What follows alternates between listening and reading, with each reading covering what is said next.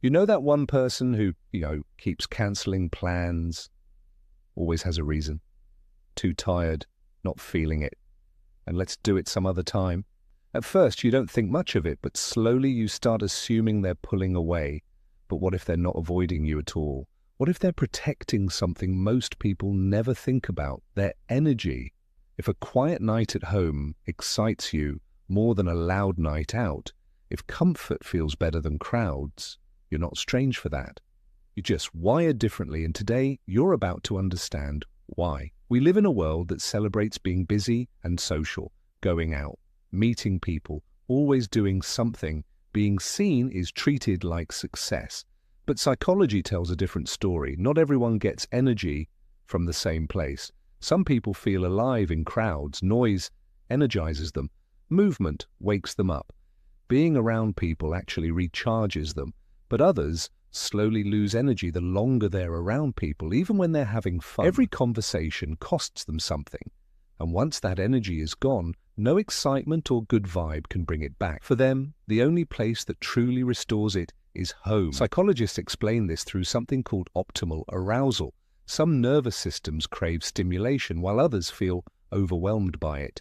It's not laziness, it's not fear, it's biology. But loving to stay home isn't just about introversion. For many people, it's about control.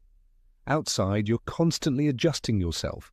Your tone, your reactions, your personality.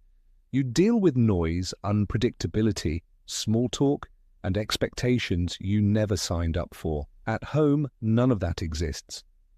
You control the lighting, the silence, the pace of your day. For people who are anxious, sensitive, or mentally overloaded, that control isn't just comfort. It's stability. Here's something most people don't realize. People who enjoy being alone often have rich inner lives. They reflect more, they notice more, and they connect ideas more deeply. Staying home doesn't mean doing nothing. Some of the clearest thoughts don't happen in social settings. They happen in stillness.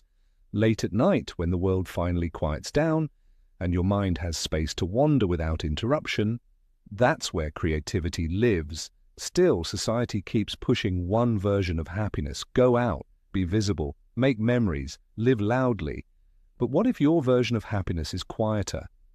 A familiar show, a warm meal, and no pressure to perform. That isn't sad, that's self-awareness. Of course, not everyone stays home for healthy reasons.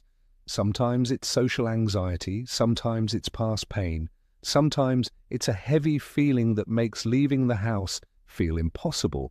That's when staying in stops being peace and starts becoming avoidance. So the real question isn't where you spend your time, it's why. Does staying home make you feel grounded or just relieved that you didn't have to face the world? But for people who truly love staying in, they're not missing out on life. They're experiencing it differently. They find meaning in small rituals, a morning coffee, a favorite chair, the quiet moment before sunset. Psychologists call this low stimulation preference. These people don't need constant excitement.